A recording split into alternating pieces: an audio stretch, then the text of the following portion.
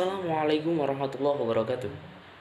Perkenalkan, nama saya Muhammad Abdul Aziz dari Program Studi Sastra Inggris Kelas B, Fakultas Adab dan Ilmu Budaya. Di sini saya akan memaparkan tentang pengamalan nilai-nilai Pancasila dalam kehidupan sehari-hari guna memenuhi UTS mata kuliah Pancasila. Namun sebelumnya, bagi yang belum cuci tangan, silahkan cuci tangan. Kita putus rantai COVID-19 dari diri kita. Seperti apa videonya? Mari kita saksikan bersama-sama. Kai.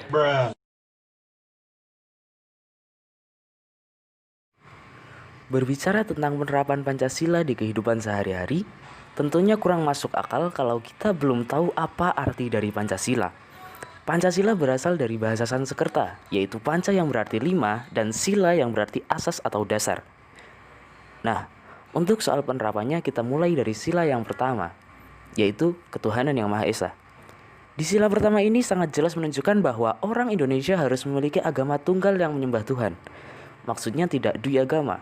Semisal hari Senin Islam, Selasa Kristen, Rabu Buddha, Kamis Hindu, Jumat Konghucu, itu tidak boleh. Dan penerapan sehari-harinya, kita beribadah sesuai agama yang kita anut. Kalau Islam ya sholat, ya puasa, ya zakat, ya baca Al-Quran, naik haji bila mampu. Kalau Kristen ya beribadah di gereja, nyanyian rohani, dan sebagainya. Kita juga tidak boleh memaksakan agama terhadap orang lain ataupun melarang orang lain untuk beribadah. Dan kita juga harus menghargai agama orang lain. Untuk sila yang kedua yaitu kemanusiaan yang adil dan beradab. Penerapannya ialah kita harus menghargai orang lain seperti halnya kita menghargai diri kita sendiri. Jadi, semisal ada orang tua renta yang mengamen di perempatan, maka kita harus menghargainya. Dan bila kita memiliki uang yang lebih, kita dapat memberikan itu kepada beliau. Dan juga, ketika kita memimpin, kita harus memberikan arahan dengan adil dan sopan, sebagai bentuk keadilan dan beradab. Jangan mentang-mentang kamu ketua, lalu semua pekerjaan diberikan kepada satu orang. Dan ketika kita menjadi bawahan dan merasa pemimpin kita kurang adil ataupun kurang beradab, maka kita harus memberikan kritisi dengan sopan. Dan untuk sila yang ketiga, yaitu persatuan Indonesia. Penerapan sehari-harinya berupa menjaga kerukunan dengan teman dan tetangga. Nah, perilaku ini mulai luntur di daerah perkotaan. Banyak yang memiliki tetangga, tetapi tidak mengenal tetangganya. Hanya Pak RT saja yang kenal. Siapa orang yang ada di daerah tersebut? Kita jangan sampai seperti itu ya. Lalu tidak membeda-bedakan ras, suku maupun golongan.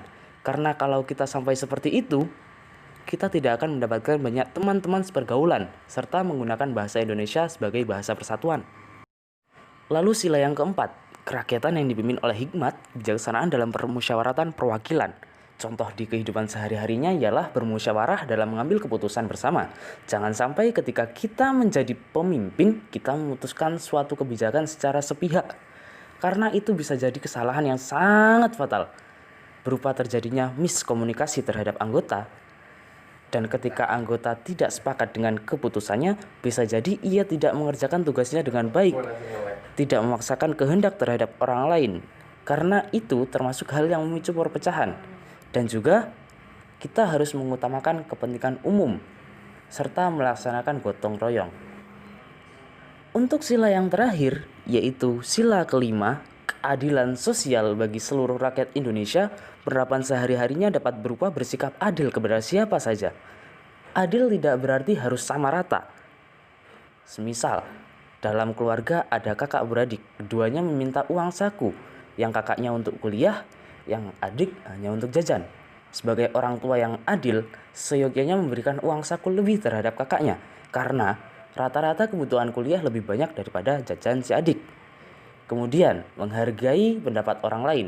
Meskipun umurnya lebih muda dari kita harus tetap menghargai pendapatnya. Tidak memandang kasta, mau dia itu pembantu, tukang becak, tukang koran, kita tetap harus menghargai mereka. Dan juga menghormati orang yang lebih tua. Karena itu merupakan sikap bangsa Indonesia.